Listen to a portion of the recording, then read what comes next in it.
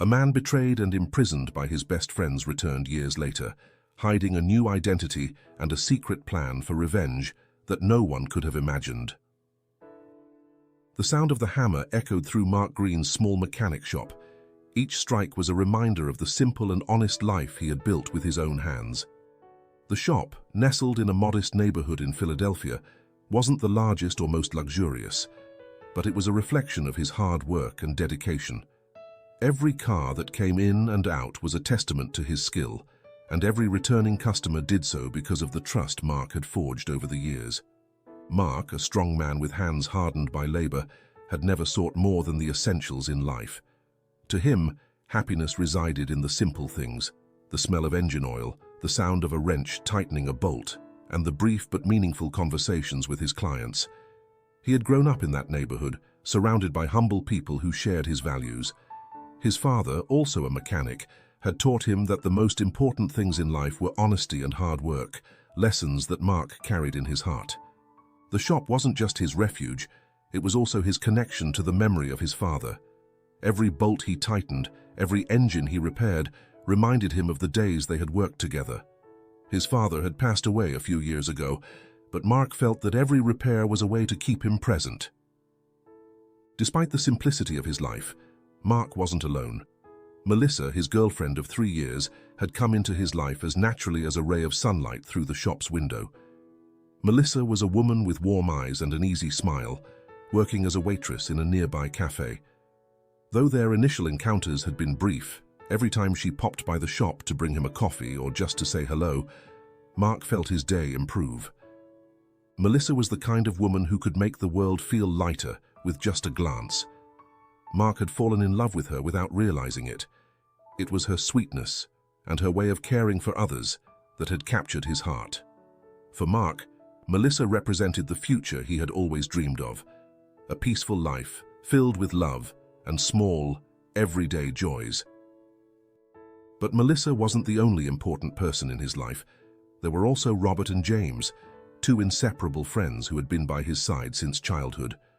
Robert was the charismatic one, with an insatiable ambition, always on the lookout for the next big opportunity. He was the kind of person who could convince anyone to do what he wanted with just a few words. Still, Mark appreciated his energy, his ability to dream big even when those dreams seemed impossible. On the other hand, James was more reserved and sensible, the friend Mark had always trusted to make rational decisions. Their relationship was like that of brothers. They didn't share the same blood, but their friendship was stronger than any family bond. They had grown up together, facing life's challenges with the same determination, always with the promise that, no matter what, they would be there for each other. The shop, which was the center of Mark's life, had also become a meeting place for the three friends. Robert and James often stopped by after work, sharing beers and talking about their dreams and worries. Those afternoons reminded Mark that, even though life wasn't always easy, he had the people who mattered most to him by his side. However, there was something in the air lately that had started to unsettle him. Although Robert had always been ambitious, in recent weeks he seemed more obsessed than usual with his new projects.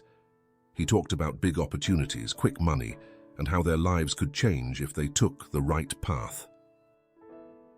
Mark, always cautious, listened in silence, not giving it much importance. After all, Robert had always been a dreamer and a risk-taker. What Mark didn't know was that those conversations weren't just his friends' fantasies.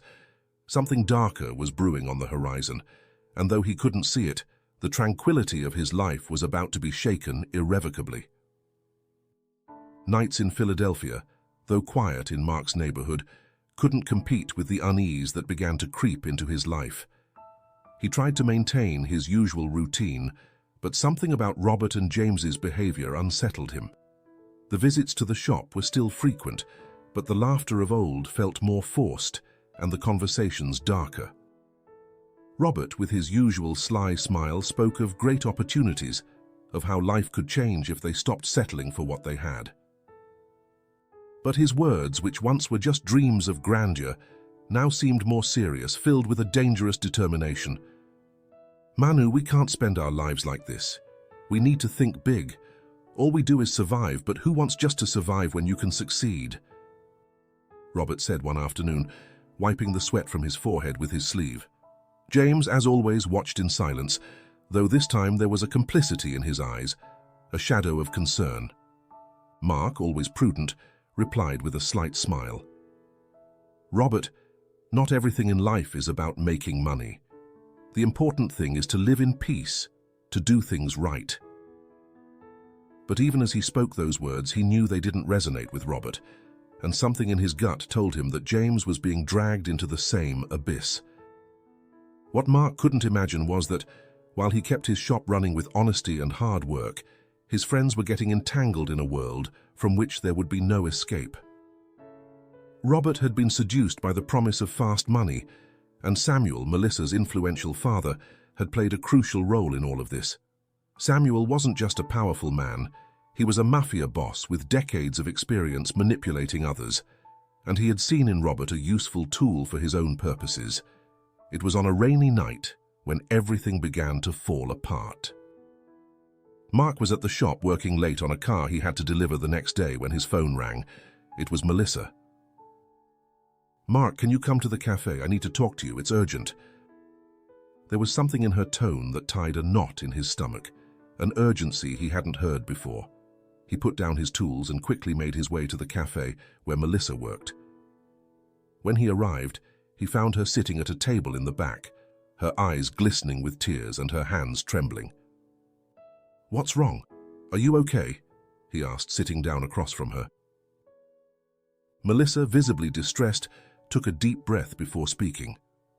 Mark, there's something I haven't told you. My father, he's been pressuring me. He's asked me to do something I can't ignore, and I'm trapped. Mark frowned, confused. He knew Melissa's relationship with her father was strained, but he had never imagined it could be this serious. Pressuring you to do what? What does that have to do with me? Melissa couldn't meet his gaze. It's Robert. My father convinced him to do something dangerous, something illegal, a robbery, and... She paused, struggling to find the words. They've planned for you to be the scapegoat. Mark's heart sank. He couldn't believe what he was hearing. Robert? James? No. It doesn't make sense, Melissa. They're my friends. They wouldn't do something like that. I know, she murmured, tears now streaming down her cheeks. But they're doing it. And my father has forced me to be part of it. He told me that if I didn't help them frame you, he would destroy Claire. I can't lose my sister, Mark. I can't. Mark felt his world crumble around him. Melissa's words hit him like hammers, each one more painful than the last. He tried to process what he was hearing, but his mind refused to accept that the people he trusted most were betraying him in the worst way possible. Are you saying that Robert, James, asked you to testify against me, to frame me for a robbery I didn't commit? Melissa nodded, unable to speak further. The silence between them became unbearable. Mark stood up from the table, feeling the weight of the betrayal crushing him. He didn't know what to do, whom to trust. He just wanted to run, to escape the whirlwind of emotions that engulfed him. But he didn't have time to react. He had barely taken a step toward the cafe exit when the red and blue lights of the police began flashing through the window. The sound of sirens filled the air, and within seconds, several officers entered the establishment. Mark Green, one of them said, pulling out a pair of handcuffs. You are under arrest for the robbery of a casino in the early hours of this morning. Mark tried to resist, tried to explain that it was all a setup, but the words got caught in his throat. He looked at Melissa, hoping she would say something, defend him. But all he saw in her eyes was fear and guilt. She didn't say a word. The handcuffs closed around his wrists, cold and hard, like the blow of betrayal. As they led him out of the cafe, Mark looked around, searching for an escape, an answer, a sign that this was just a nightmare from which he would soon wake up. But it wasn't. His life, which had been simple and happy until that night, had just been destroyed by the people he loved most. As he was pushed into the police car, Melissa's words echoed in his head. The pain and confusion gave way to a new emotion: hatred. The cold of the cell was the only thing Mark could feel clearly. He was sitting in a corner, hugging his knees to his chest, while his thoughts spiraled. The cell was small and dark, and although there were other inmates nearby, he felt completely alone. The echo of the guard's footsteps reverberated through the halls, accompanying the constant hammering of his mind, which refused to accept what had happened. Only a few hours had passed since his arrest, but for Mark, every second stretched out as if time itself had decided to torment him. He still couldn't process the magnitude of what was happening, the images of his previous life, the laughter with Robert and James, the afternoons working in the shop, and the moments with Melissa. Everything mixed with the horror of betrayal. Prison wasn't what hurt him the most. What truly tore him apart was the feeling of being betrayed by the people he loved most. Every time he closed his eyes, Melissa's face appeared in his mind. He remembered her tears in the cafe, the silent plea in her eyes. She had been forced by her father. He knew that, but it didn't ease the pain he felt. She had testified against him.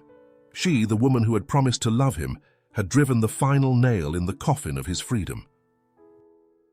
The lawyer's words echoed in his mind. "Mark Green, all the evidence points to you.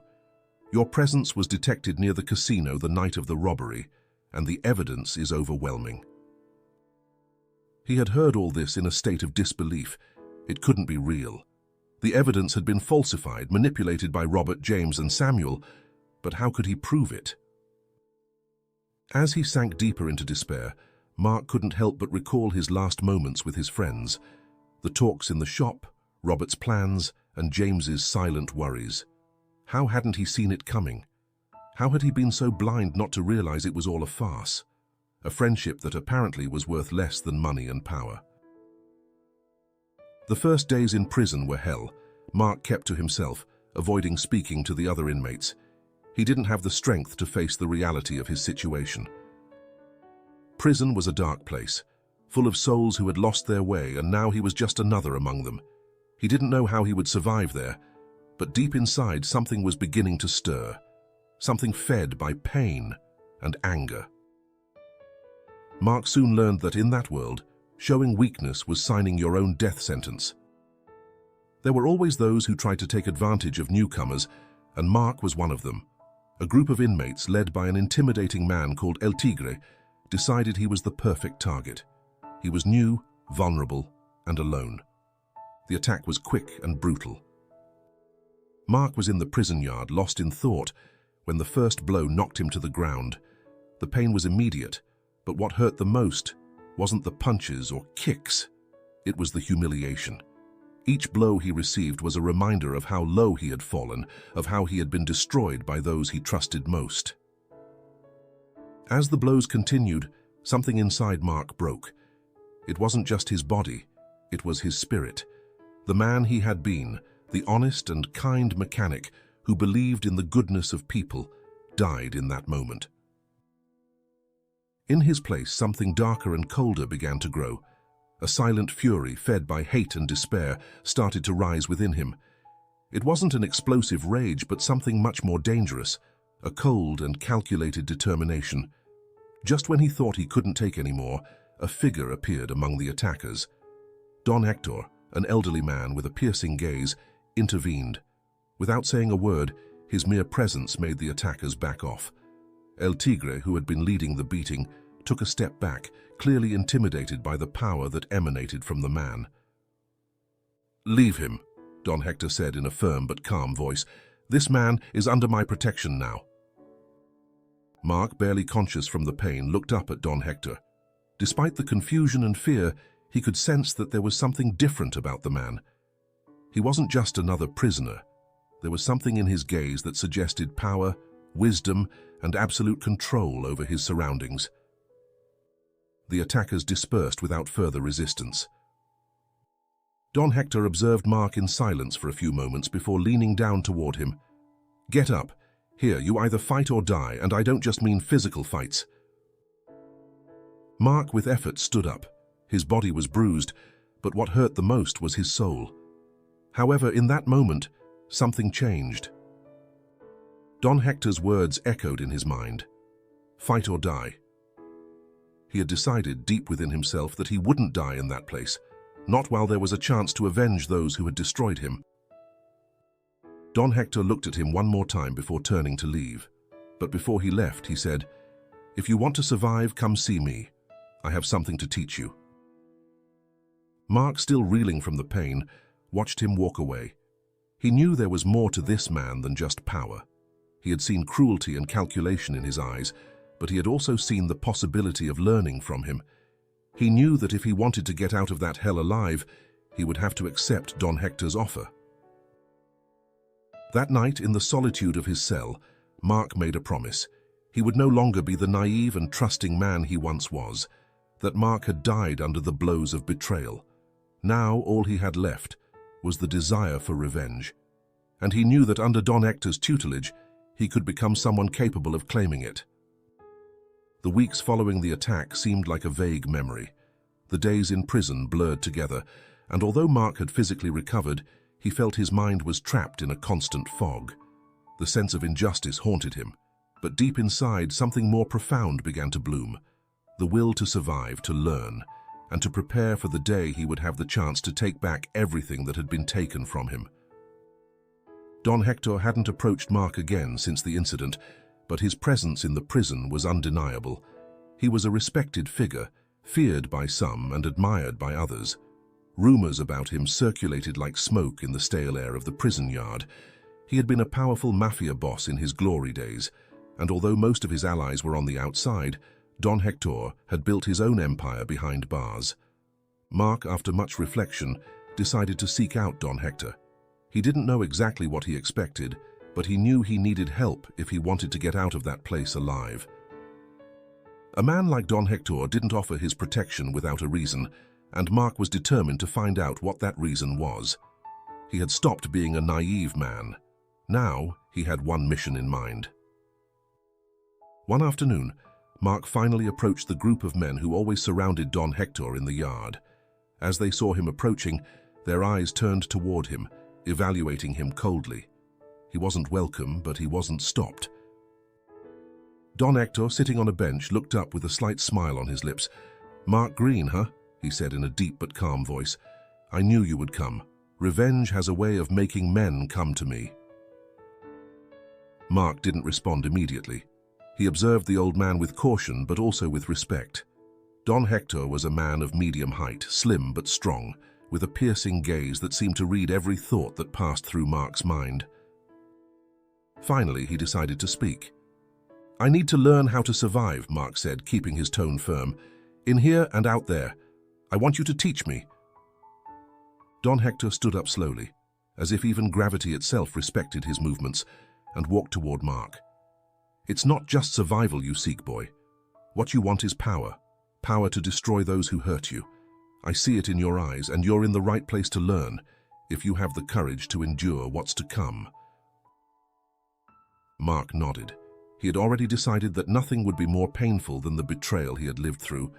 No matter the cost, he would be willing to pay it if it meant that one day he could face Robert, James, and Melissa again.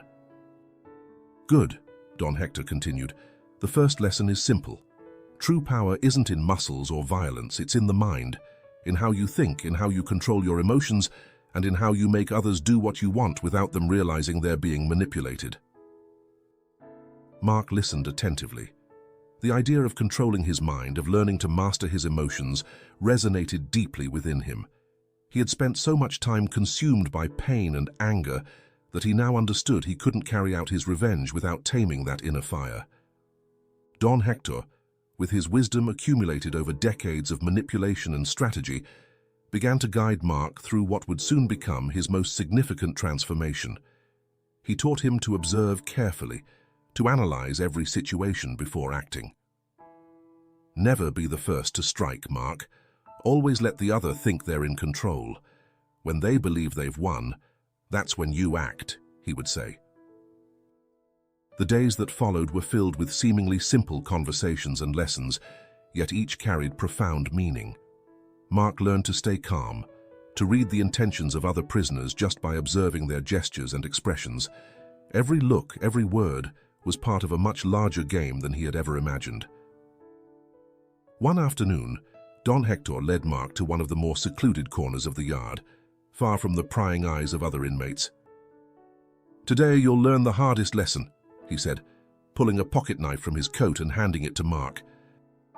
"This isn't for you to kill anyone. Not here, not yet. But I want you to carry it with you at all times.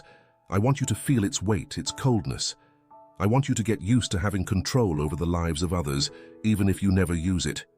Because control is everything, Mark, don't forget that." Mark took the knife, and for the first time, he felt the power that came with it.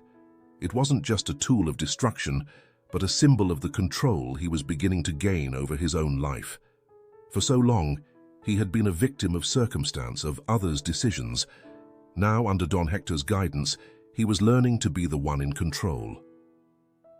As the months passed, Mark began to adopt a new mindset.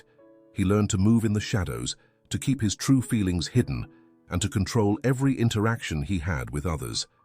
The other prisoners started noticing the change. The man who had once been an easy target for beatings and disdain now walked with a new confidence. No one dared to mess with him, knowing he was under Don Hector's protection. But beyond survival, Mark was developing something much more dangerous: a strategic mind. He was no longer the same man who had entered that prison. Under Don Hector's influence, he was transforming into someone capable of planning and executing his revenge with lethal precision. Don Hector, however, also warned him about the dangers of revenge. "Hate can give you strength, but it can also consume you if you're not careful," he said one night as they shared a quiet meal. "If you live only to destroy your enemies, you'll lose yourself in the process. You need to be smarter than that, Mark." Though he heard those words, Mark wasn't ready to fully understand them. In his mind, the betrayal of Robert, James, and Melissa was a fire he couldn't extinguish. His entire being was dedicated to one purpose: making them pay for what they had done to him.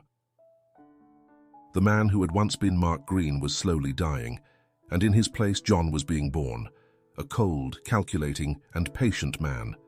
The metamorphosis had begun, and Mark welcomed that darkness with open arms.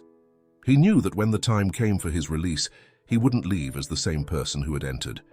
He would emerge as someone new, someone capable of claiming the justice that had been stolen from him. The years in prison molded Mark as fire molds metal, forging something stronger and darker than he had ever been. Under Don Hector's guidance, the young mechanic who had entered those cold walls was slowly transforming into someone unrecognizable. The uncontrolled fury that had consumed him in the early days was replaced by calculated calm, infinite patience, and above all, a sharp mind ready to wield revenge as a weapon. Mark no longer existed. In his place, John was being born, a cold and cunning man with only one goal in mind: settling the score with those who had stolen his life. During those years, the name Mark Green died in the prison's shadows, buried under the weight of betrayal. The process was painful, not just physically but emotionally, as each day was a small death for the man who had once believed in love, friendship, and honesty. Don Hector had been crucial in this transformation. Every lesson he gave, every piece of advice, was like a seed that grew in John's mind, blossoming into a cold, calculated plan. Don Hector, with his experience in the world of betrayal and crime, understood that true power wasn't just in violence or money, but in the ability to manipulate, to plan long-term, and to wait for the right moment to strike. "The most dangerous man isn't the one who strikes first," Don Hector said one day, as they silently watched the prison yard. "It's the one who knows how to wait, the one who lets his enemy think they've won, only to bring them down when they least expect it." John took those words as his mantra. He knew that when he left prison, he couldn't simply attack Robert, James, and Melissa. They would be expecting it, ready to defend themselves. But if he approached like a shadow, without them knowing who he really was, he could destroy them from within. Don Hector also gave him one final lesson, one that would change everything for John: the possibility of erasing his identity entirely. It was he who introduced the idea of undergoing plastic surgery. "Don't settle for the man you once were," Don Hector told him during one of their deeper conversations. "If you really want to be reborn, You must destroy all evidence of what you were. Change your face, your name, and start anew. Only then will you be able to move freely without them seeing you coming. The decision wasn't easy for John, but he knew it was necessary. The idea of abandoning the face he had worn his entire life, the face his friends and Melissa knew, was almost like burying a part of himself. But that sacrifice was essential for his revenge. He agreed to undergo a series of surgeries while still in prison, thanks to Don Hector's contacts. The pain of the operations was immense, but John endured it with unwavering resolve. Each cut, each stitch, was a farewell to his former self, a step closer to his rebirth as someone else. When the process was complete, and John looked at himself in the mirror for the first time, he barely recognized the man staring back at him. He was a stranger, a man whose life had been marked by suffering, but whose eyes now gleamed with lethal clarity. Mark was dead. The man in the mirror was John, a new entity who would use his anonymity as a weapon. With his new face and a false identity, provided by Don Hector's contacts, John was ready to leave prison. He knew he couldn't simply return to his old neighborhood or resume his previous life. He needed to start from scratch, build a network of power and resources that would prepare him to face those who had betrayed him. Don Hector, as part of his final teaching, provided him with a series of contacts outside the prison, people in the underworld who could help him get what he needed. The day of his release came with a strange sensation. John, now with a new face and a clear plan in mind, left behind the bars that had been his home for years. But he didn't leave as a defeated man. Every step he took towards freedom was a reminder that, although his life had been destroyed, he had survived. And not only that, he had been reborn, stronger than ever. The echo of the prison doors closing behind John resonated in his mind like a prelude to freedom. The cold air of Philadelphia greeted him like an old friend, but he was no longer the young mechanic who had been thrown behind bars years ago. The scars, both physical and emotional, had left their mark, but they had also strengthened him. He walked slowly through the streets he had once known as Mark Green, now as a man with a new identity, a renewed purpose and one mission in mind: revenge. The city had changed in his absence, and so had John. As he moved through the streets with his new face and calculating mind, anonymity offered him an undeniable advantage. He could walk among the crowds, observe, listen, and no one would recognize him. His physical transformation was so complete that even those who had once known him, like Melissa, Robert, and James, couldn't have guessed who he was. The outside world had a bittersweet feeling for him. The bright lights of Philadelphia and the bustle of everyday life contrasted sharply with the darkness that still lived inside him.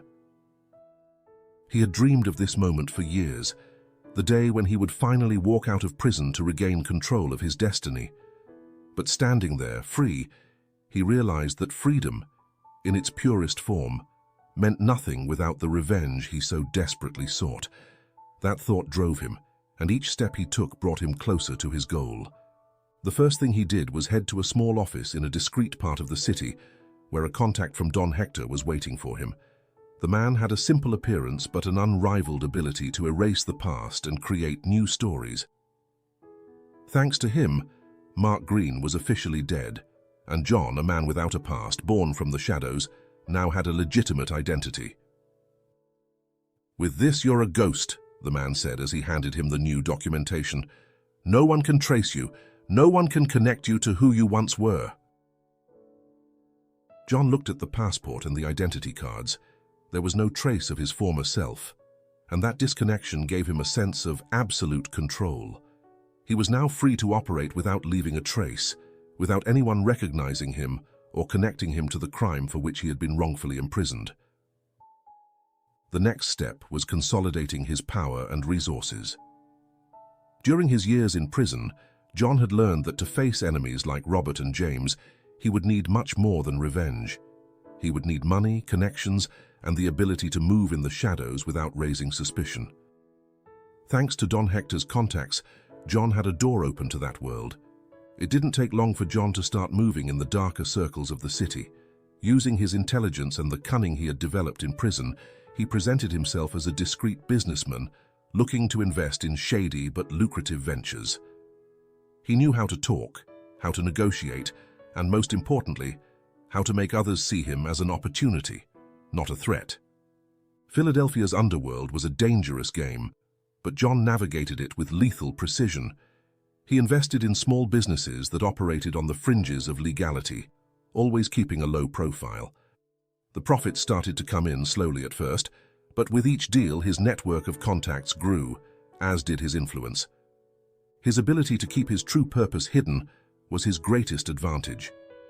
The men he dealt with had no idea that behind the facade of an investor was a man whose life had been destroyed and who was plotting his return with vengeance. To them, John was just another player in a game many wanted to be part of. But John wasn't just accumulating money and power. He was also keeping a close eye on Robert and James. He knew that to execute his revenge plan, he needed to be as close to them as possible without being detected. Robert, now a successful man, had expanded his businesses thanks to the money from the robbery that framed him.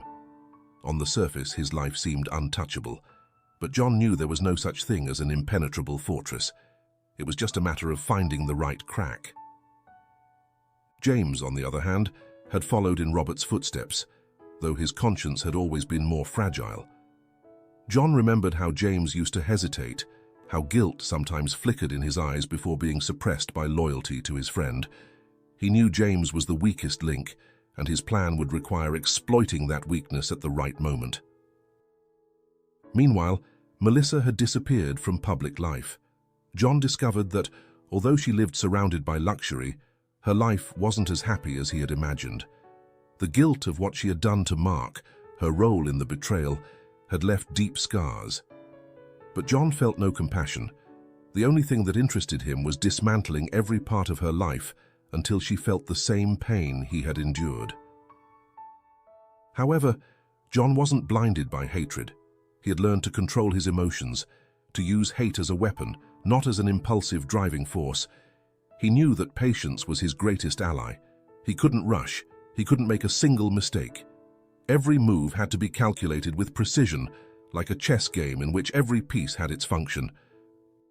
The most profound change he had experienced was his ability to conceal his true identity. John moved between Philadelphia's elite and its underworld with equal ease. He knew when to smile, when to be charming, and when to hint at a subtle threat. It was all part of his strategy to get closer to his enemies. As his days passed between discreet negotiations and silent surveillance, John knew that his plan was unfolding just as he had envisioned. There would be no quick confrontation or outburst of impulsive violence. His revenge would be slow, meticulous, and devastating. Although the name Mark Green was buried, the emotions that had once defined his life still burned in some deep corner of his soul. But John was not a man governed by the past. He was now the architect of his own destiny, and with each passing day he inched closer to the moment when he could make those who betrayed him pay. The hunt had begun and John was ready. One afternoon, John received an invitation to an exclusive social event organized by one of the businessmen he had been working with. He knew that these kinds of events were key to continuing to strengthen his position and that they provided the most important contacts. What he didn't expect was to come face to face for the first time since his release with Robert. When he entered the luxurious event hall, he saw him from a distance. Robert was surrounded by people, a glass of wine in hand, and a satisfied smile on his face. He seemed to have prospered without any remorse, and his life of luxury and power was proof of that. John watched, his face betraying no emotion. To Robert, he was just another businessman, a man with whom he might do business. "John, right?" A familiar voice interrupted him.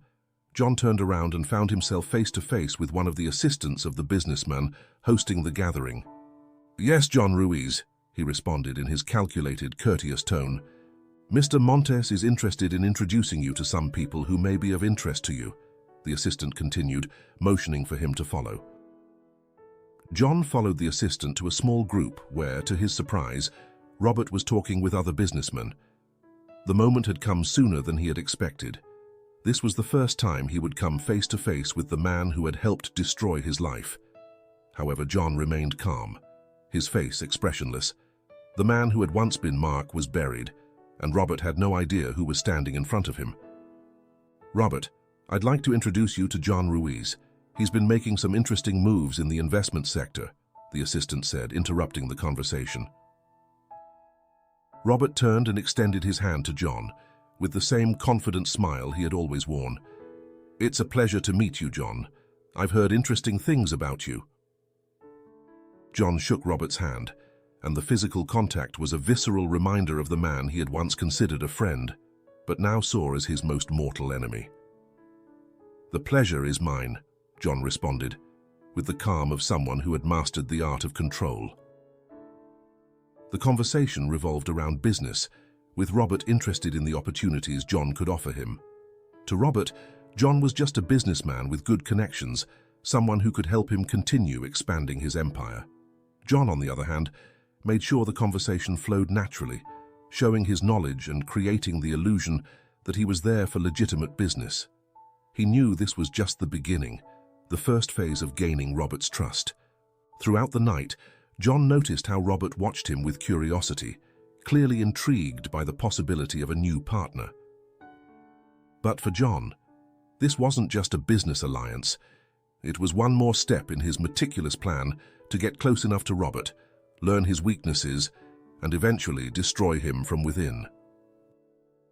When the event ended, John left with a new connection that brought him closer to his goal. He knew that now he would have to move even more carefully, making sure not to raise any suspicion as he continued to infiltrate Robert's life. As he walked through the streets of Philadelphia that night, under the dim glow of the streetlights, John reflected on what he was achieving. He had started the process of destabilization, but he knew Robert wouldn't fall alone. James, with his emotional fragility, would be next on his list. He knew that James, though loyal to Robert, had always been the easiest to manipulate, and the guilt he carried would make him the perfect target. The foundations were laid. John had begun building his network of power, infiltrating Robert and James's world, and now every move counted. Patience would be key, but John was prepared to wait as long as it took. He knew Robert and James's downfall wouldn't be quick, but when it came, it would be devastating. The days following the encounter with Robert were crucial for John. He had planted the seed, and now, like a patient gardener, he waited for it to germinate. He knew that Robert's ambitious mind wouldn't take long to seek more opportunities, especially if he believed John was the right man to take his business to the next level. For John, that ambition was a valuable tool, a lever he would use to bring down the man who had once been his friend. John's first move was to establish a business relationship with Robert. He did it slowly, without rushing, but with the cunning of someone who knows that trust isn't earned immediately.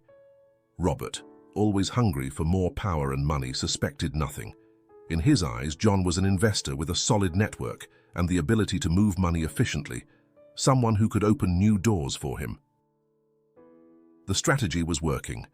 One day, while they were sharing a meal at an exclusive restaurant in Philadelphia, John knew the moment had come.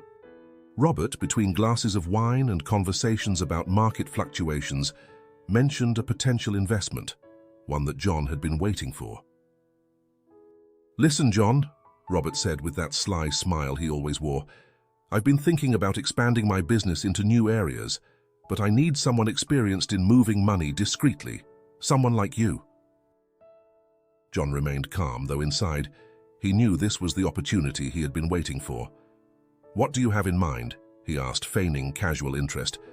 "There are a couple of risky investments, but the return is impressive. Something discreet, off the radar.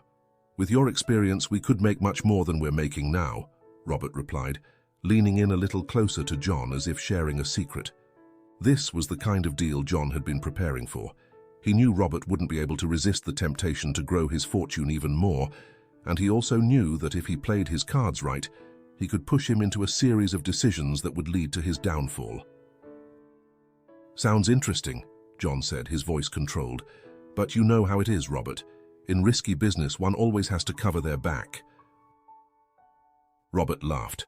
waving his hand dismissively as if brushing off any danger. "Don't worry, John. With the two of us in this, no one would dare interfere." John nodded, though in his mind he knew nothing could be further from the truth. His plan was to make Robert feel so secure that he would lower his guard, leading him straight into disaster. The first investment was a success, just as John had predicted. He knew he needed to lure Robert in with small victories, making him feel that everything was under control. The profits flowed in, and with them, Robert's trust in John grew exponentially. To Robert, everything seemed perfect, but John was already thinking about the next step. After that initial success, Robert was eager to move forward. His greed was driving him, and John took advantage of that opportunity to suggest a new investment, one much riskier. But this time, John carefully manipulated the details, ensuring that any mistake, any loss would fall entirely on Robert. "This new opportunity is much bigger," John told him during one of their meetings, "but it's also more volatile. We'll need to move large sums of money quickly, and everything has to be perfectly executed." Blinded by the promise of greater rewards, Robert showed no hesitation. "No problem, John. I trust you. If you say it's a good opportunity, let's go for it." John nodded, but in his mind, he knew the trap was beginning to close. As Robert increased his investments in the ventures proposed by John, he was drawing him closer and closer to an inevitable downfall.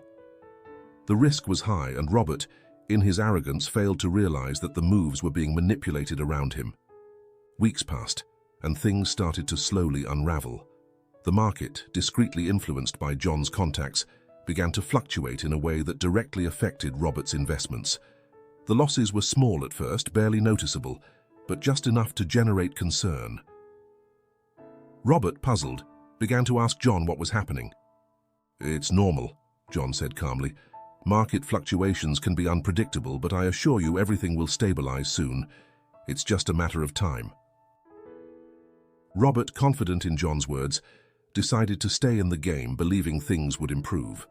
But while he waited for recovery, John was pulling the strings from behind the scenes. The losses began to mount, and Robert found himself forced to make desperate decisions to cover the debts that were piling up. Banks and partners began to question his financial stability, and in an effort to save his image, Robert made the biggest mistake of all. He invested everything he had left in one final move, blindly trusting John. For John, this was the crucial moment. He knew Robert was on the edge, and all he had to do was give a final push. Silently, he manipulated the last investment, ensuring it would be a complete disaster. John's contacts did their job, and the market crashed in a way that was devastating for Robert. The blow was immediate. Robert lost millions in a matter of days, and everything he had built over the years began to crumble before his eyes. The banks demanded answers, his partners abandoned him, and the debt started to consume him. Robert, the man who had once felt untouchable, was watching his empire fall apart, without fully understanding how it had happened. Meanwhile, John watched everything unfold from the shadows, showing no emotion. He knew this was only the beginning of Robert's fall, but he also knew it wasn't over. There were still more pieces to move, more wounds to open. His patience had brought him this far, and he had no intention of stopping. The circle was beginning to close, and Robert was now trapped in the web John had so meticulously woven. Soon, everything Robert had built would collapse, and when that moment came, John would be there to witness it. As Robert desperately fought to keep his empire standing, James found himself trapped in an emotional whirlwind that only he could see. Unlike Robert, whose ambition had blinded him completely, James had always felt the weight of guilt for betraying Mark.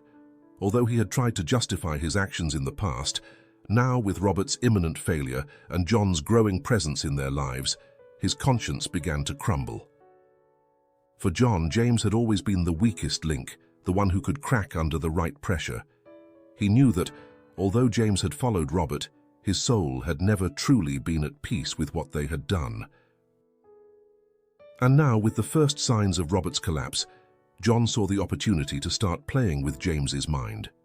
It began with small moves, subtle yet calculated. Through intermediaries, John sent anonymous messages to James, reminders of a past he was trying to forget. The first message arrived in a white envelope with no return address, containing only one phrase: "Betrayals are never forgotten." When James received the message, he felt his blood run cold. For years, he had lived with the fear that everything they had done would eventually come to light. But now, that warning hit him hard. At first, he tried to convince himself it was just a prank or a coincidence, but deep down, he knew it was something more. In the following days, James's paranoia began to grow. Every step he took, every face he saw on the street made him feel like he was being watched. He started having nightmares, reliving the night they betrayed Mark. He dreamed of his old friend's face, full of pain and confusion, as he was arrested. The images were so vivid that James woke up in the middle of the night, covered in cold sweat. John, watching from the shadows, knew that James was beginning to unravel. He did nothing but fuel that paranoia with more messages. This time, instead of simple phrases, the messages included details that only someone close to Mark would have known. One of them described with precision the last conversation they had before framing him for the robbery. Another mentioned the night they spent together in the shop, when Mark spoke about his dream of expanding the business and opening more workshops in the city. James couldn't believe what he was reading. How could anyone know those details? Only Robert, Melissa, and he knew those conversations. The paranoia turned into constant panic. He began to suspect everyone around him, even Robert. Could it be possible that Robert was playing him? Was Robert framing him now that his empire was collapsing? The doubts began to corrode his relationship with Robert. Although they had been friends all their lives, the distrust between them grew day by day. James, increasingly insecure, started avoiding Robert's calls and meetings. The stress was weakening him, and John, knowing he was achieving his goal, decided to take the next step. One afternoon, when James was leaving his office, he found a new envelope on his car's windshield.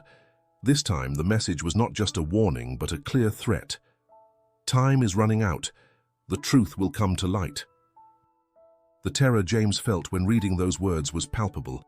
He knew that if the truth about what they had done came out, everything he had built would crumble. The guilt over betraying Mark, combined with the fear of losing everything, was pushing him to the edge of a nervous breakdown. John was masterfully playing with his mind. He knew that James's weakness wasn't ambition, like Robert's, but his conscience. By constantly reminding him of what they had done, John was slowly eroding James's mental stability. Every message was another wound to his already fragile psyche. One day, unable to take it any longer, James went to confront Robert, seeking answers. He found him in his office, in the middle of a tense phone conversation. Robert had lost large sums of money, and his desperation was evident on his face. When he hung up the phone, he looked at James with irritation. "What the hell is wrong with you, James? Why have you been so distant lately?" Robert asked harshly.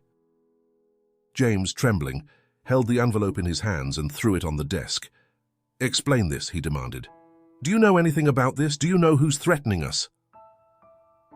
Robert took the envelope with indifference, read the message, and dropped it on the table. "It's just garbage, James. Some idiot playing detective. Don't worry about it." But James couldn't ignore it. "It's not just garbage, Robert. These are details that only we know. Someone knows what we did. Someone is playing with us." Robert looked at him with disdain. "Are you losing your mind, James? Nobody knows anything. What happened, happened, and Mark is dead to the world. Stop acting like a coward." That was the final blow. James, feeling utterly alone and terrified, took a step back. His hands trembled and his face was covered in sweat. Robert, with his indifference, only deepened James's fear. That night, when he returned home, James drank more than usual. The alcohol only amplified his paranoia, pushing him into an even deeper state of despair. As he looked at himself in the mirror, the words from the last message echoed in his head. The truth would come to light, and when that happened, everything would be lost. In his anguish, James collapsed to the floor, feeling like his life was completely out of control. The paranoia had taken over him, and John, watching from the shadows, knew his objective was near. James was on the verge of total collapse, and all he needed was one last push to fall completely. While James suffered in silence, John observed, satisfied that his plan was working. He knew that James's mind was his worst enemy, and he was using that to his advantage. There would be no need for physical violence. The psychological warfare he was waging was enough to destroy James from within, and soon the truth he so feared would be exposed, leading to his inevitable downfall. As Robert battled against financial ruin, and James sank further into paranoia, John knew that one crucial piece remained in his plan: Melissa, the woman who once held a special place in his heart, and who now, more than anyone else, symbolized the betrayal that had led him to ruin. Though Melissa wasn't directly responsible for the plan that sent him to prison, her testimony was the final blow that sealed his fate. And now John had to face her, not just to complete his revenge, but to free himself from the last emotional tie connecting him to his former self. Melissa had disappeared from public life after Robert and James's initial success. Despite the wealth surrounding her, the guilt and weight of her decisions had led her into a life of isolation. After betraying Mark, she was never the same. Each day was an internal struggle between what she had done and what she told herself to justify it, that she had acted for the good of her family, especially her sister Claire, whom she had to protect. John had watched her from afar, knowing the time to confront her hadn't yet come.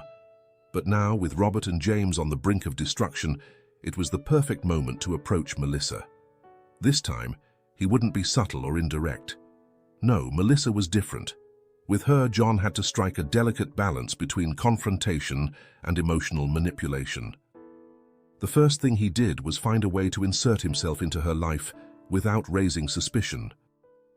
Melissa lived in a mansion far from the center of Philadelphia, surrounded by luxury, but completely alone. Unlike Robert, who had used his fortune to maintain an active social life, Melissa had chosen silence and distance. The few who still visited her did so out of obligation or to seek favors, but John knew Melissa trusted no one. He knew he'd have to make her trust him, but this time not as John, but as someone she would vaguely remember, like a shadow from the past. It was on a rainy afternoon that John decided it was time to step into her life. Using his new identity and resources, he arranged an opportunity to approach Melissa casually. A family friend, someone Melissa still occasionally saw, introduced him as a discreet businessman with an interest in art, something Melissa had taken refuge in during recent years. When they met for the first time, in a small private gallery, Melissa barely recognized him. The years of transformation had erased almost all traces of Mark, and John was now a completely different figure with an air of mystery and control that intrigued her, though she didn't show it. "Melissa, a pleasure to meet you. I've heard a lot about you and your exquisite taste," John said with his soft but firm tone as he greeted her. Melissa, with a slight smile that barely hid her distrust, observed him with curiosity. "I'm not sure my taste is as good as they say, but I appreciate the compliment." From there, John cautiously grew closer to Melissa. He knew she was a smart woman, and any misstep would push her away. Over the following weeks, John invited her to art events and private exhibitions, always maintaining the balance between a curious friend and a mysterious stranger. Melissa, although initially hesitant, began to open up little by little. John, with his controlled charm and well-timed comments, gained her trust without her realizing what was happening. However, despite the apparent calm of their interactions, each conversation was a calculated move in the mental chess game John had built. He knew that, sooner or later, he'd have to make Melissa face her past. And the best way to do that wasn't by attacking her directly, but by leading her toward a reflection that would completely disarm her. One evening, while they were walking through the halls of an old gallery, John decided to plant the first seed of doubt in Melissa's mind. As they observed a portrait of a woman with a tormented expression, John commented, almost casually, "It's fascinating how people can hide so much behind a calm appearance, isn't it? Sometimes the darkest secrets are what keep someone standing, even though they're destroying them inside." Melissa remained silent for a moment, her eyes fixed on the portrait. Something in those words affected her more than she expected. Finally, she murmured, "I suppose we all carry something we'd rather no one else knew." John, knowing he had struck a nerve, let the silence stretch before changing the subject, giving her space to process her emotions. There was no rush. He knew that the weight of Melissa's guilt was something she had been carrying for years, and all he had to do was wait for that weight to become unbearable. Days later, John invited her to dinner at a secluded restaurant, one far from the hustle and bustle of Philadelphia, where they could talk privately. He knew it was time to go deeper. The conversation began as usual, light and polite, but John steered it toward darker themes. He spoke of betrayals, of how difficult decisions could mark a person forever. "Have you ever done something, Melissa, that you feel haunts you every day, even when you try to leave it behind?" John asked, his tone suggesting a personal confession, but designed to make her reflect on herself. Melissa looked at him intently, and for the first time John saw the internal struggle in her eyes. He knew she was close to breaking. After a long silence, Melissa finally spoke, her voice trembling. "We all have ghosts, John. Some are harder to chase away than others." The moment was near. John knew that if he kept pushing, Melissa would reveal what was consuming her. However, he also knew this was dangerous ground. If he confronted her directly, he could lose her. He had to be patient, let her come to the conclusion he wanted her to reach.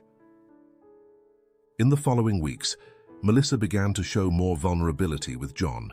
In each meeting, she revealed small fragments of her pain, of the guilt that haunted her. John, always calculating, comforted her without revealing his true intentions, guiding her closer and closer to the inevitable confrontation with her past.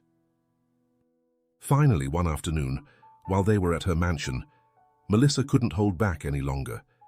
Tears streamed from her eyes as she spoke of the betrayal of Mark, of how her testimony had condemned him, and how her father had pressured her to do it.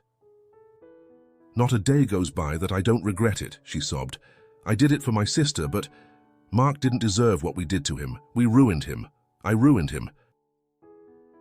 John watched her in silence, his insides boiling with emotions he had kept contained for so long. Finally, after years of suffering, he had Melissa in front of him, broken and facing what she had done. But despite the pain she was showing, John felt no compassion. This was the moment he had been waiting for. The final step in his revenge with Melissa was yet to come, but he knew she was now emotionally at his mercy. The seed of remorse had grown, and John would ensure it bloomed at the right moment. The progress in the relationship between John and Melissa had been carefully calculated, and John knew the next step was key. As Melissa crumbled emotionally before him, his mind remained focused on a clear objective: to push her to the brink of truth and let the guilt consume her completely. It wasn't enough for her to confess her involvement in the betrayal. John wanted Melissa to face the consequences, both of her actions and the decisions she had made to save her sister, Claire. However, John also knew that the emotions he had once felt for Melissa, though buried, could complicate his plan. The bond they had in the past still echoed in the darkest corners of his being. But he couldn't afford weakness. This was not the time for compassion. Throughout his life as John, he had learned to control his emotions, and this time would be no different. One night, as Melissa tried to open up more about her pain, John decided to give her the next push. He led her to a darker corner of her memory, guiding her with indirect but loaded questions. "Have you ever considered what Mark's life would be like if he hadn't been betrayed?" he asked, his voice soft but sharp. Melissa looked at him with tear-filled eyes, her expression reflecting the internal struggle she was fighting. "I can't stop thinking about it," she admitted.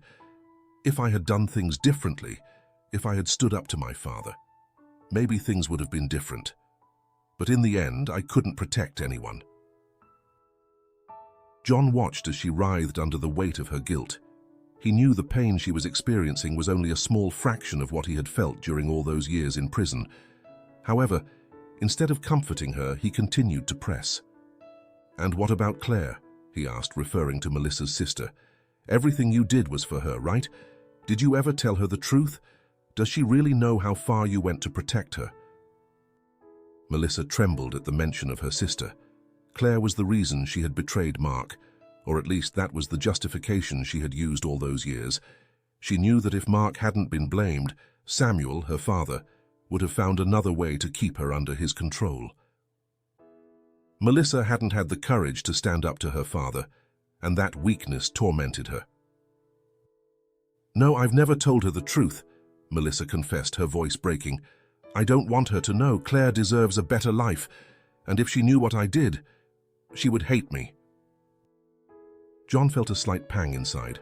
Although he had no compassion for Melissa, he knew she was as much a victim of her father as he had been.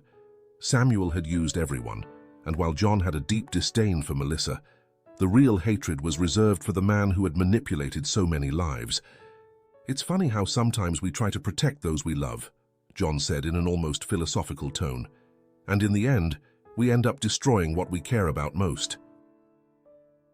Melissa looked at him, her eyes filled with pain, nodding silently.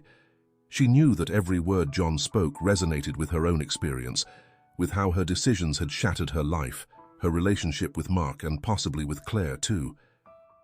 That night, John dropped Melissa off at her mansion, knowing that the seeds of destruction had already been planted. Melissa was emotionally collapsing, and now she knew it wouldn't take long before she made a decision driven by guilt. The next step in his revenge required patience and precision, something he had learned from Don Hector. The final confrontation with Melissa would have to wait until she was ready to face the truth herself. While Melissa sank into her own remorse, John continued to closely monitor Robert and James. The plan with Robert was working perfectly. His investments had collapsed, and now he was trapped in a financial maze with no way out. Debts were piling up, and the relationships that had once supported him were starting to crumble. But John wasn't done with him yet. For James, things weren't going any better. The paranoia John had been feeding was pushing him to the brink of collapse. The last message he had sent, a photograph of the three friends taken years ago, had emotionally destroyed him. The picture showed Mark, James, and Robert smiling in front of Mark's shop before the betrayal had torn their lives apart. Upon seeing it, James couldn't bear it any longer. The guilt and fear of being exposed pushed him even closer to the edge. With Robert on the verge of bankruptcy and James on the brink of madness, John knew the end was near. But his toughest target was still Melissa. Unlike the other two, she wasn't a direct enemy. She had been dragged into the situation by circumstance, although that didn't absolve her of responsibility. John needed her to reach the point of no return, the moment where she would face not only what she had done to him, but also her own shattered life. One afternoon, Melissa called John and asked to meet. It was clear that the weight of her previous confessions was crushing her. When they met at a discreet cafe, Melissa looked more fragile than ever. Her eyes were sunken and her face showed the wear of sleepless nights. "John," she began in a trembling voice, "I need to tell you something. I can't keep carrying this alone." John remained silent, knowing that what she was about to say would be key to the next move in his plan. "What I did to Mark, what we did, was horrible. There's no way to justify it, and I've been trying to live with that guilt ever since," she said, her words trembling with each sentence. "He trusted us, he loved me, and I betrayed him in the worst possible way." John, hiding any trace of emotion, just nodded. Melissa continued, her voice growing more desperate. "I feel trapped. My life has been a lie ever since, and I don't know how to move forward. I want to confess everything to Claire, but if I do, I'll lose her, and I deserve it, but I can't face that." John watched her, knowing she had finally reached her breaking point. It was the moment he had been waiting for. But instead of pushing her toward the truth right away, he decided to let the weight of her own guilt crush her a bit more. "Melissa," he finally said, "the truth has a way of coming out sooner or later. Sometimes facing it is the only thing we can do." Melissa looked at him, tears streaming down her face, knowing he was right. John knew she was on the verge of confessing, not just to Claire, but to herself. The moment when she would completely break down was near, and when that happened, his revenge would be complete. As Melissa said goodbye that afternoon, John watched her leave, fully aware that her path to destruction was almost complete. Robert, James, and Melissa were all on the edge of the abyss, and he only needed to give the final push for everything to collapse. The web of his revenge was nearly finished, and very soon, all those who betrayed him would face the consequences. The sun was beginning to set over Philadelphia when John realized he was at the crucial moment of his vengeance. Robert, James, and Melissa were about to fall into the trap he had patiently woven. But there was still one key piece left, revealing his true identity and confronting them face to face, letting them know who had been behind their ruin. However, for John, revealing who he was meant not just the end of his revenge, but also facing the man he once was. Mark Green, the betrayed mechanic, had died, but the ghost of his past still haunted him. The following week was decisive. John knew the events had to align perfectly. He had to ensure that Robert, James, and Melissa were confronted at the same time, in the same place. He decided that the meeting wouldn't be just anywhere. It had to be a place loaded with symbolism. Mark's shop, where he had once lived happily before the betrayal, now abandoned, was the perfect stage for the climax of his revenge. John arranged everything with meticulous precision. Using his connections, he managed to have Robert, James, and Melissa receive separate invitations to an important meeting at the shop. The pretext for Robert was a potential investor willing to save his failing finances. For James, it was a meeting with someone who could clarify the mysterious threats that had been tormenting him for weeks. And for Melissa, the promise of an unknown person who knew the truth about what she had done and was willing to help her find peace. The day of the meeting arrived, and John, hidden in the shadows, watched as the three arrived, one by one, at the shop. Robert was the first to enter, his face showing the exhaustion of weeks of financial failure. James arrived soon after, visibly nervous, his eyes constantly scanning the space, searching for any sign of danger. Melissa was the last to arrive, with tension evident in every step she took, knowing she was about to face something that would change her life forever. The three looked at each other in confusion upon meeting at the shop. None of them knew why they were there or who had brought them together. As questions began to arise between them, John made his entrance. His figure appeared in the dim light, and silence took over the room. He walked toward the center of the shop, his face illuminated by the faint light coming through the broken windows. The three of them stared at him without recognition, but something about his presence unsettled them. "Who are you?" Robert asked arrogantly, trying to maintain his composure. John looked at them silently for a few seconds before speaking. His voice resonated with a mix of control and pain. "Don't you know? After everything you did, don't you recognize me?" The confusion on Robert, James, and Melissa's faces was palpable. None of them could imagine what was about to happen. John took a step forward, watching each of them with intensity. Then, with chilling calmness, he spoke the words that would change everything. "I'm Mark Green." The impact of those words was devastating. They all looked at him, stunned, as they tried to process what they had just heard. Robert was the first to react, taking a step back as if he had just seen a ghost.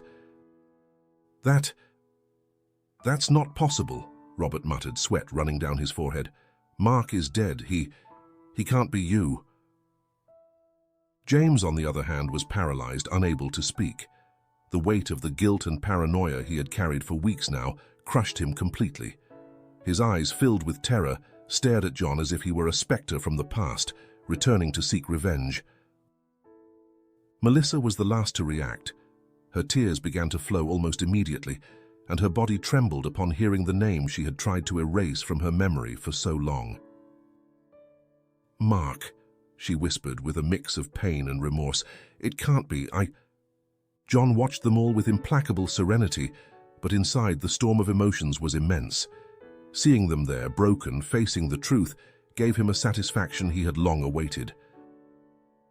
But at the same time, the pain of their betrayal still gnawed at him inside. This wasn't just an act of revenge, it was the closing of a cycle that had dominated his life since the day he was betrayed. "You three took everything from me," John said in a grave voice, addressing the three traitors. "Robert, you betrayed me out of ambition, James out of cowardice, and Melissa, you out of fear and weakness." Melissa broke down in tears, unable to bear the weight of those words. "I'm sorry, I'm so sorry," she stammered between sobs. "I didn't know what to do. I didn't want to lose my sister."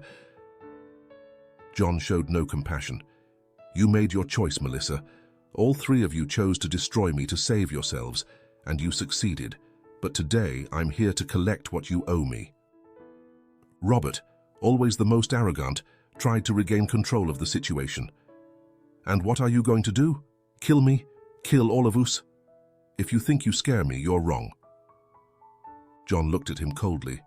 "I don't need to kill you. What I've done is much worse. I've taken from you what you value most, Robert. Your power, your money, your empire. Everything you built on betrayal has crumbled, and now you are nothing." James, unable to take it any longer, fell to his knees, sobbing uncontrollably. "Mark, please forgive me. I didn't know what I was doing. I couldn't face it."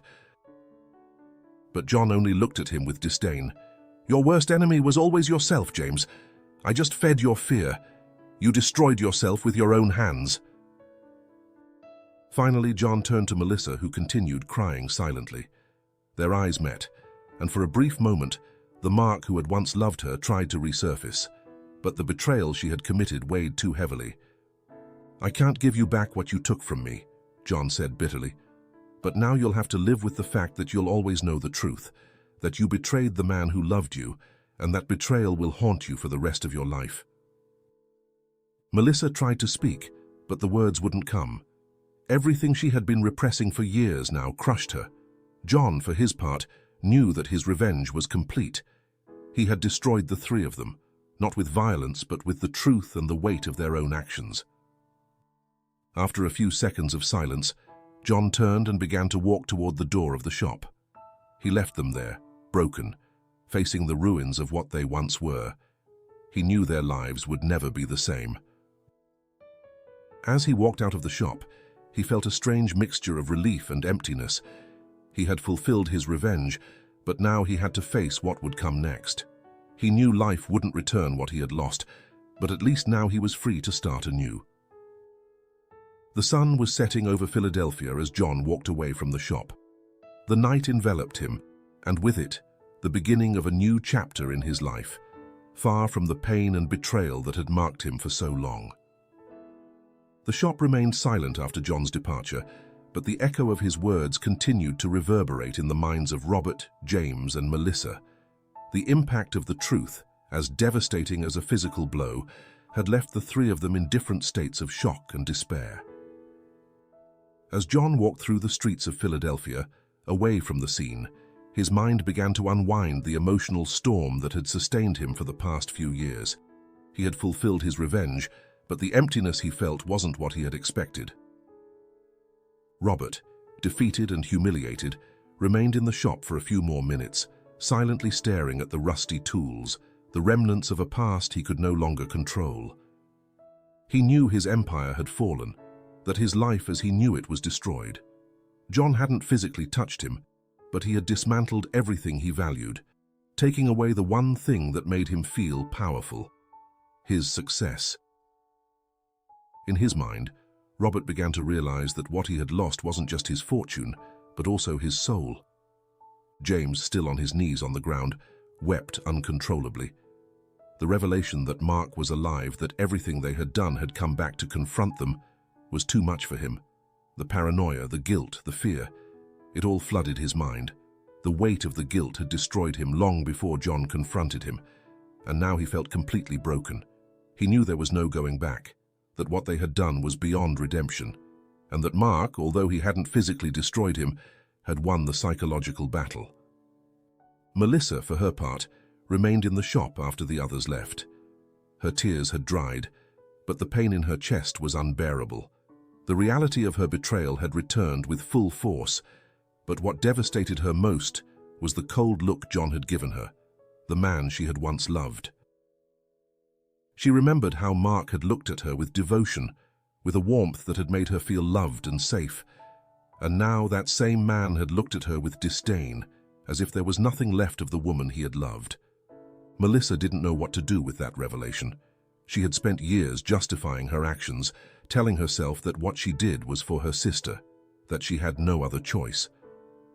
But now, faced with the truth, she knew she had betrayed not only Mark but also herself.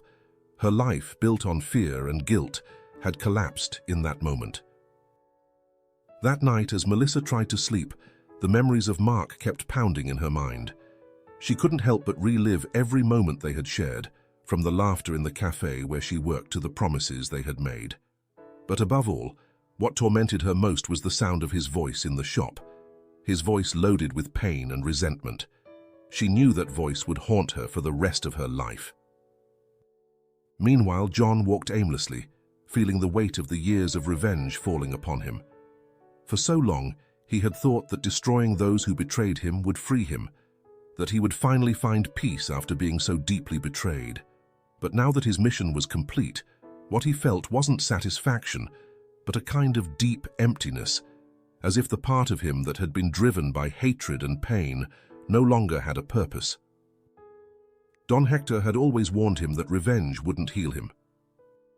Revenge is a double-edged sword, he had often said. It cuts the enemy, but it also cuts you. John had rejected that idea for years, convinced that his personal justice would restore him. But as he walked through the streets of the city he had once loved, he began to understand what Hector had meant. He had destroyed Robert, James, and Melissa. They would pay for what they did, but what about him? What would he do with his life now? The man he once was no longer existed. John, the man forged in the fire of betrayal, had completed his mission. But what remained in his place was a figure without direction, trapped between the past and an uncertain future. He walked until he reached a small park where he used to spend time in his youth. He sat on one of the benches, staring at the stars peeking through the clouds, and for the first time in many years allowed himself to feel.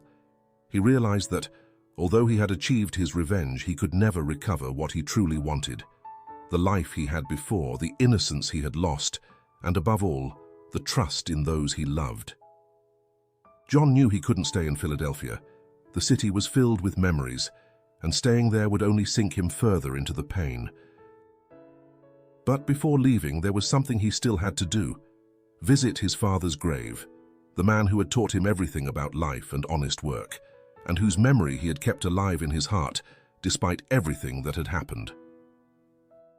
The next morning, John went to the cemetery.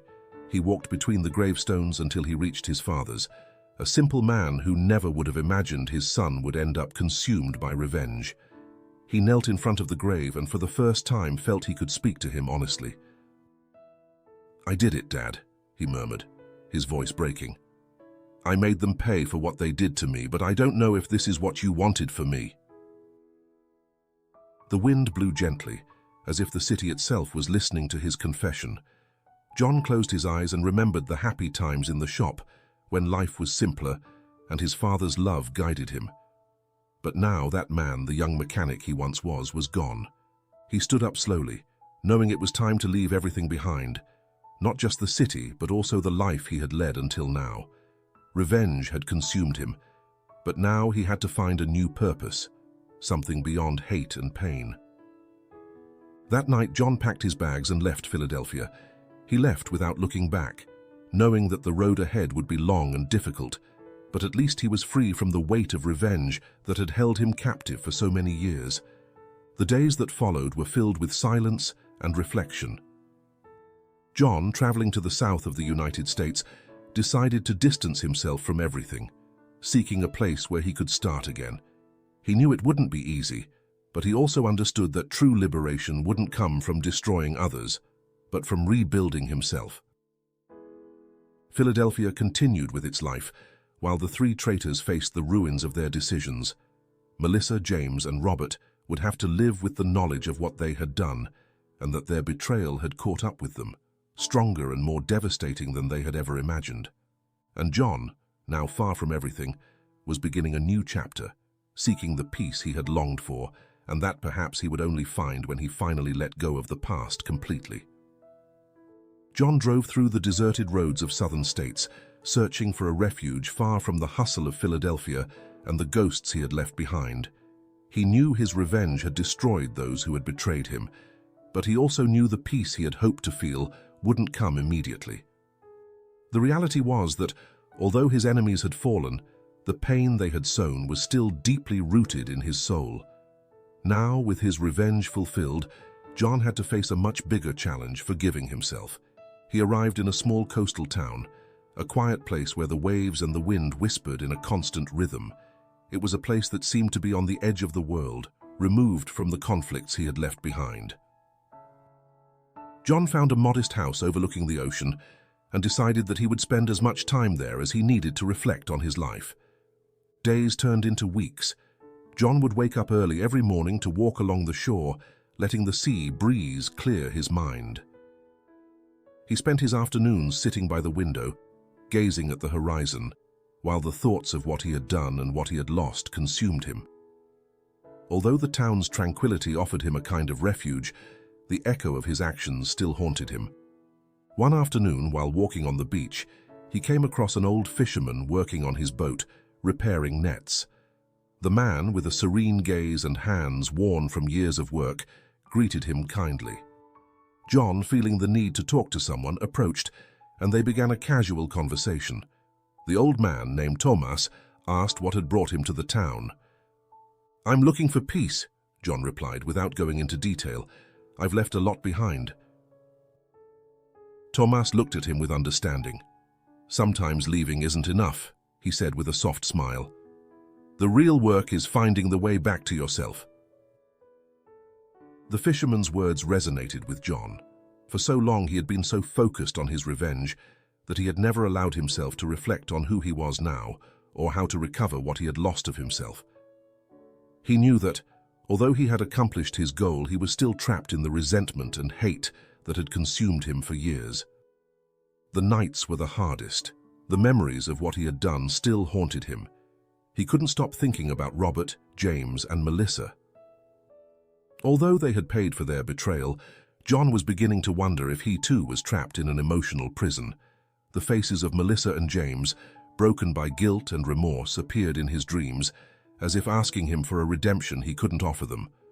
One day, John decided he had to confront those feelings. He knew forgiveness wasn't something that could be easily granted, but he also knew that to move forward, he had to let go not just of revenge, but of the hate that had kept him prisoner. The first step, to his surprise, wouldn't be toward others, but toward himself. He sat in front of the ocean one afternoon, watching the waves crash against the rocks, and began to reflect on everything he had lived through. He remembered his father, his shop, the days when life was simpler. He remembered Melissa and how he had believed in the love they shared. He remembered Robert and James, his childhood friends, who had betrayed him in the cruelest way. But more than all that, he remembered Mark, the man he had been before everything fell apart. He closed his eyes and let his emotions flow.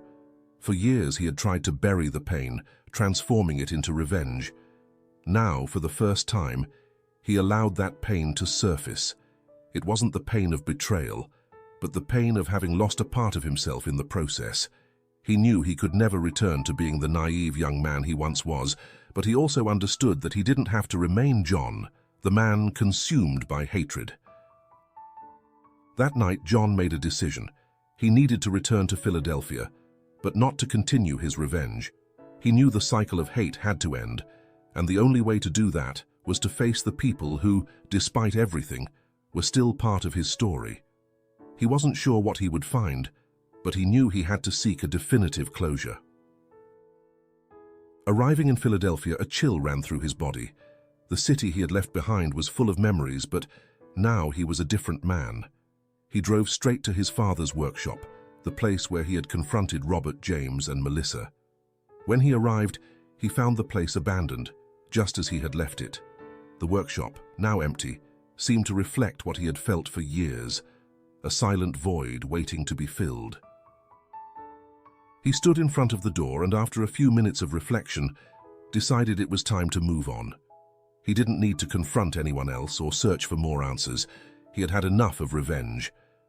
Now his focus was on freeing himself from the past. However, as he walked toward his car, he saw a familiar figure slowly approaching. It was Melissa. Her face showed the signs of suffering and pain she had carried since their confrontation at the workshop. Her eyes, full of sadness, looked at him as if she wanted to say something, but couldn't find the words.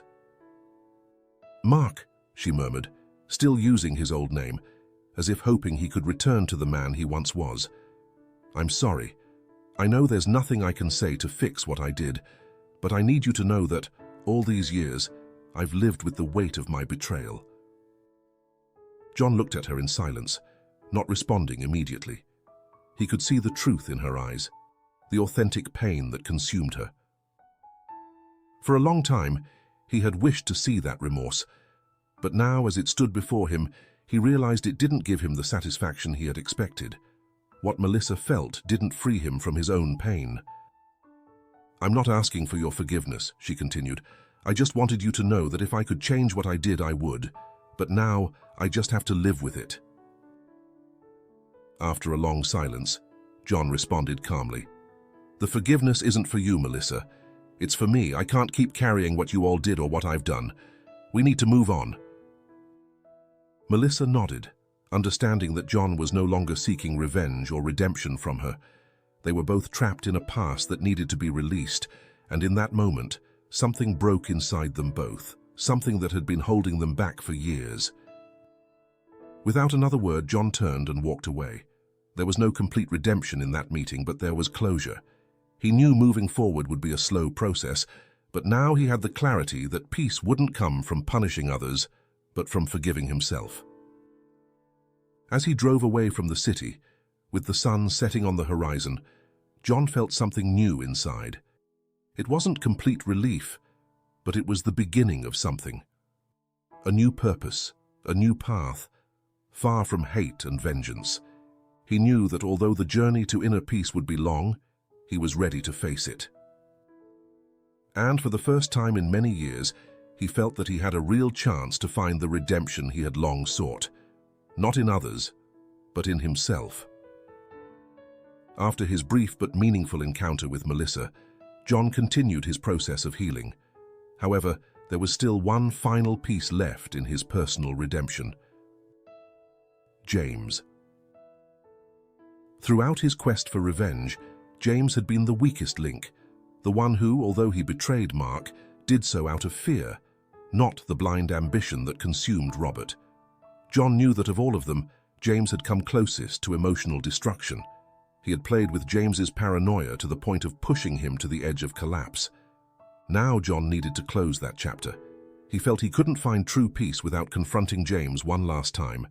He knew the emotional scars James carried were deep, and he wasn't sure in what state he would find him, but he had to do it. Not for revenge, but to free them both from the weight they carried. John researched James's whereabouts, discovering that he had almost completely isolated himself. He had left his job and his contacts, living in a small house on the outskirts of the city. All signs indicated that James had succumbed to fear, retreating from the world around him. John decided to visit him, knowing the meeting would be difficult but necessary. The day he arrived at James's house, the sky was overcast, reflecting the tension John felt. The small home was neglected, with faded paint and an overgrown garden. As he approached the door, John felt a knot in his stomach. He knew this confrontation would be more emotional than any other. He knocked on the door and waited. After several seconds of silence, he heard hesitant footsteps from inside. The door slowly opened, revealing a gaunt James with deep bags under his eyes and an expression of utter exhaustion. James's eyes widened in shock upon seeing John, and fear overtook him. "Mark," James whispered, his voice broken and trembling. John held his gaze firmly. "John," he corrected gently, trying not to intimidate James. "I just want to talk." James looked at him as if he were staring at a ghost from the past, unable to believe that the man he had helped destroy was standing before him. The silence stretched, but eventually James nodded and let him in. The house was in a deplorable state. The curtains barely allowed any daylight in, and the interior reflected James's emotional chaos. There were empty bottles of alcohol on the table, and old newspapers stacked in the corners. John surveyed the scene, feeling the weight of what he had done to this man. "Why did you come?" James asked, his voice barely a whisper. "Isn't it enough what you've done? You took everything from me. You destroyed me." John sat in a chair across from James, remaining calm. "I'm not here to continue what started," he said. "I'm here because there are things I need to say, and I think there are things you need to say to me too." James looked at John with guilt and desperation in his eyes. He knew he couldn't escape the truth, and John's presence forced him to confront everything he had tried to avoid. After a few seconds of silence, James broke down in tears. His sobs were those of a defeated man, someone who had lived with the weight of his decisions to the point of breaking. "I didn't want to do it, Mark," James babbled through his tears. "I didn't want to betray you, but I was scared. Robert manipulated me, made me believe it was the only way out. I never wanted it to end this way. I've lived with that guilt all these years, and it's been killing me slowly." John listened in silence, showing no signs of anger or satisfaction. He knew James's words were sincere, but he also knew that nothing would change what had happened. Still, seeing James in such a state, completely destroyed by guilt, made John reflect on the true cost of betrayal. "I destroyed you because I thought that's what you deserved," John finally said, his voice firm but without malice. "I thought that by making you pay for what you did to me, I would find peace. But now, seeing you like this, I realize it wasn't necessary. You destroyed yourself long before I did." James continued to cry, unable to lift his head. His hands trembled as he tried to find something to say, some justification, but he knew there were no excuses sufficient enough. "I didn't come here for revenge," John continued. "I came because I need to leave this behind. We both need to leave this behind." James looked at him in disbelief. How can you ask that? After everything we did to you, how can you even think about forgiving us?" John took a deep breath, knowing the answer to that question wasn't simple. "It's not for you, it's for me. I've spent years living with hatred, and it's consumed me. In the end, if I keep carrying that, I'll never be free." The silence filled the room as John's words hung in the air. James, though still devastated by guilt, began to understand that the forgiveness John sought wasn't for them, but for himself. He knew he could never fully redeem himself, but perhaps by facing John he could find some peace. "I'm so sorry, Mark." "John," James whispered, his voice broken, "if I could go back, I would do everything differently."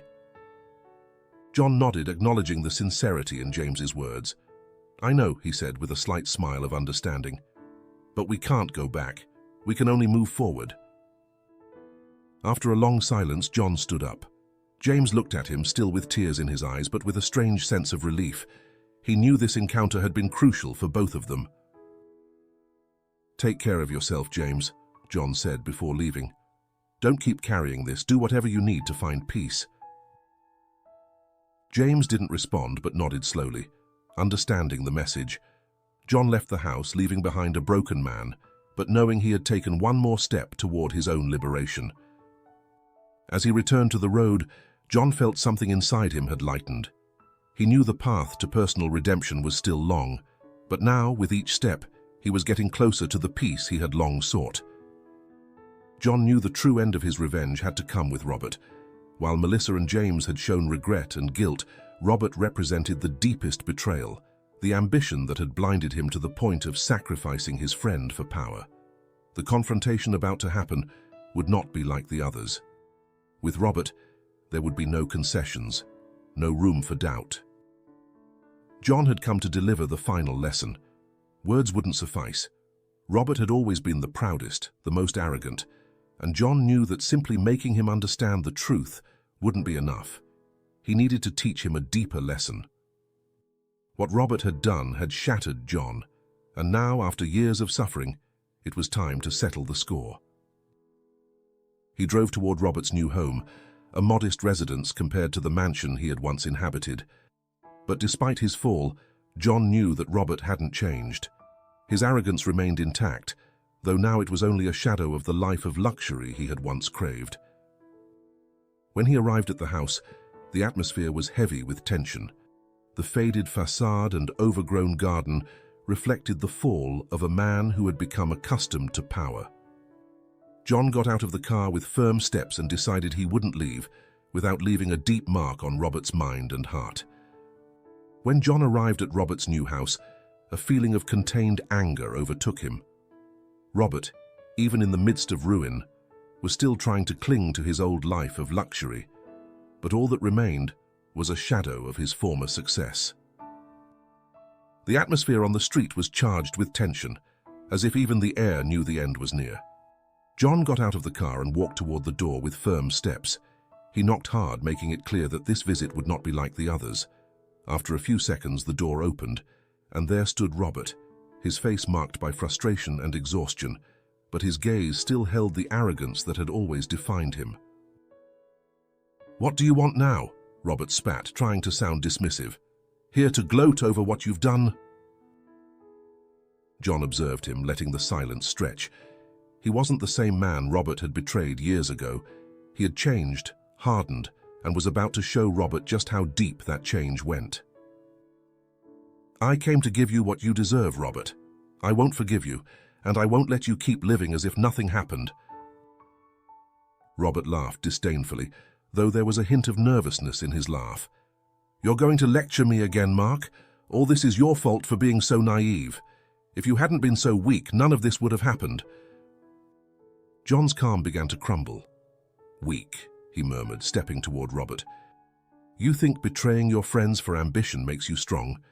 Everything you had has fallen apart because you built your life on lies and betrayal, and now you're telling me I'm the weak one?" Robert smiled mockingly, but his confidence was starting to falter.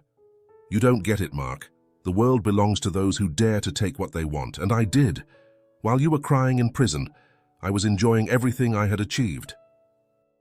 Robert's words were the spark that ignited John's contained fury.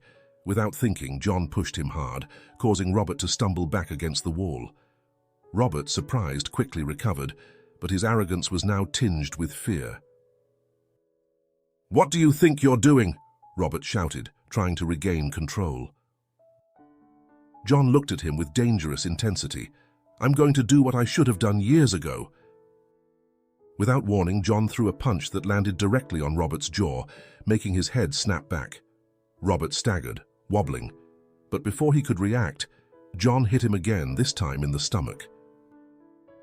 The air left Robert's lungs in a choked grunt as he fell to the floor, his body doubling over in agony. "This is for all the pain you made me go through," John said, his voice full of rage as he leaned over Robert.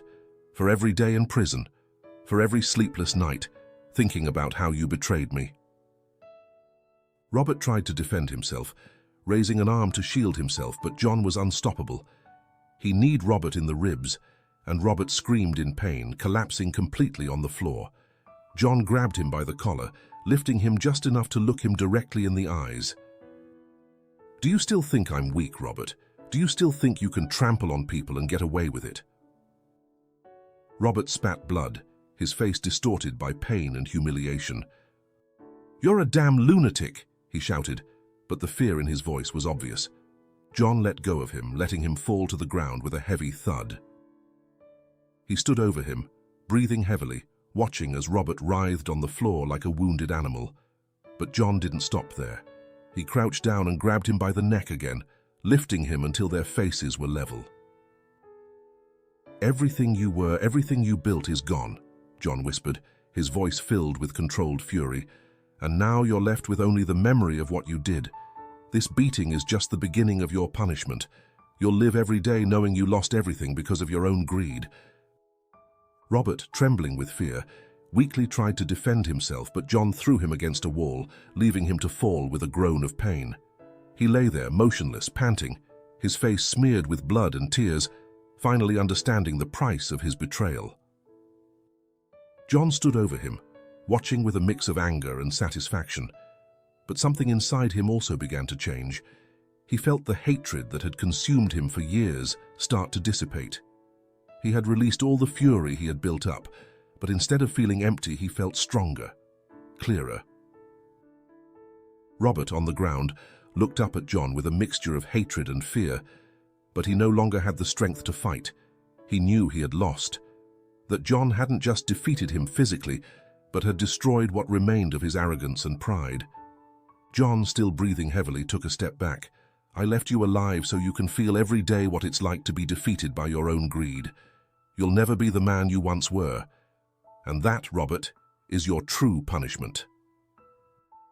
Without waiting for a response, John turned and left the house, leaving Robert lying on the floor, his face smeared with blood and his life in ruins. Every step he took toward the door felt like a weight lifting off his shoulders. This time he hadn't come just for words. Robert had received the lesson he deserved. As he walked out of the house, John felt a mixture of relief and peace. The cycle was complete. He had faced everyone who had betrayed him, and this time, Robert wouldn't have the chance to hide behind his arrogance. John had won, but not through violence. He had regained his dignity and made Robert face the consequences of his actions. As he walked toward his car, John knew the road to inner peace wasn't over, but he felt that for the first time, he had closed an important chapter of his life. The weight of betrayal and revenge was beginning to lift, and with it, a new phase opened before him. The days after his confrontation with Robert passed like a blur for John. He had walked a long and dark path, consumed by revenge, but now, with each of his betrayers faced and defeated, something began to change inside him. He had left behind the shadows of his former self, and for the first time in years, he felt a strange sense of freedom, as if the prison he had built in his mind was starting to crumble. However, though justice had been served, John knew the true end had not yet arrived. He had defeated Robert, James, and Melissa, but there was something more important left. He had to face the hardest thing of all, himself and the past he had tried to bury. He decided to return to the place where it all began, his father's old workshop, where he had once been a young man full of dreams before betrayal and revenge transformed him. He drove through the streets of Philadelphia, the city that had witnessed his destruction and resurrection. But this time, the journey wasn't driven by hate, but by something deeper, the search for redemption. When he arrived at the workshop, he found it just as he had left it, abandoned and covered in dust, a silent echo of the life he once had. John walked slowly inside, the sound of his steps echoing off the empty walls. The smell of oil and rusted metal still lingered, reminding him of the days he worked alongside his father, fixing cars, dreaming of a future full of promise. He stopped in the middle of the workshop and closed his eyes, allowing himself to remember. He recalled the laughter, the conversations with his father, the love he had felt for Melissa, the trust he once had in Robert and James, everything he had lost, everything he had gained. The silence of the workshop was overwhelming, but in that silence John began to feel something new, acceptance.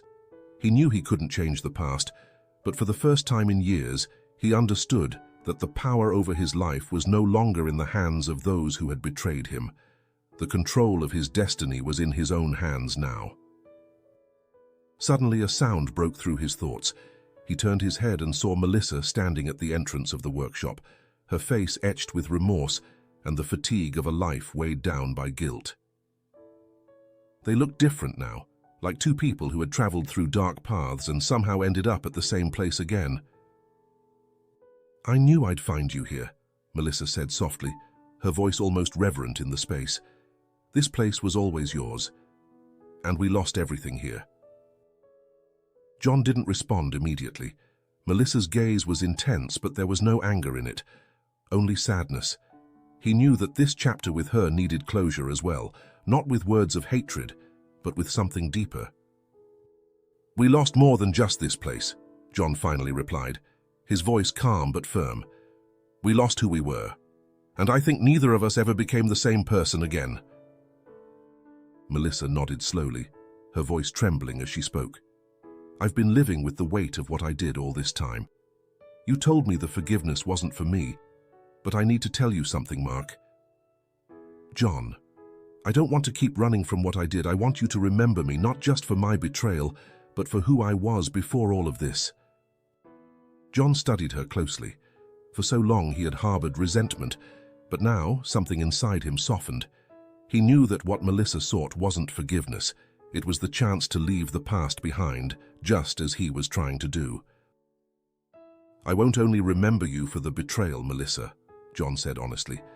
"I'll remember you for who you were to me, for the love we shared. But I'll also remember you as the person who made a hard decision, one that changed our lives forever." Melissa lowered her head, silent tears falling to the dusty floor of the workshop. "I'm sorry, I'm so sorry." John took a step toward her, but this time not with fury or reproach. He placed a hand on her shoulder, a gesture that was both farewell and acceptance. "You need to move on too, Melissa. We can't keep being trapped in this cycle. There's no redemption in who we were, but there's a path forward for who we'll become." Melissa looked at him, and in her eyes there was a mix of gratitude and sorrow. She understood that this was the end of their story together, but she also realized that they both deserved to start anew, separately, but with a mutual understanding. After a moment, she said her final goodbye with a look, then turned and walked out of the workshop for good. The wind blew through the broken windows, whispering old memories that no longer held any fear for John. He knew it was time to take control of his life, to stop living with the chains of the past. He understood that he couldn't keep running from the man he had once been, but he also knew that Mark Green had died a long time ago. He looked around the workshop one last time. The memories were still there, but now they were just that, memories. He approached an old photograph of his father that still hung on the wall, covered in dust.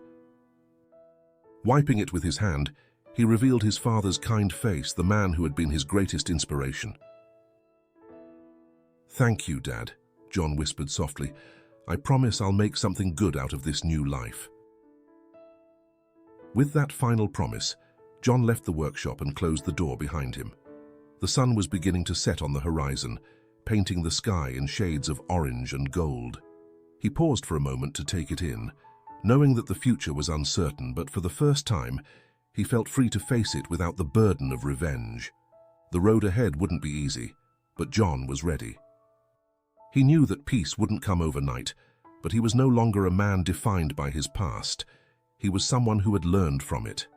The redemption he had been searching for wasn't in others, it was within himself. With that thought, John got into his car and drove toward the future, toward a new life far from the shadows that had once haunted him.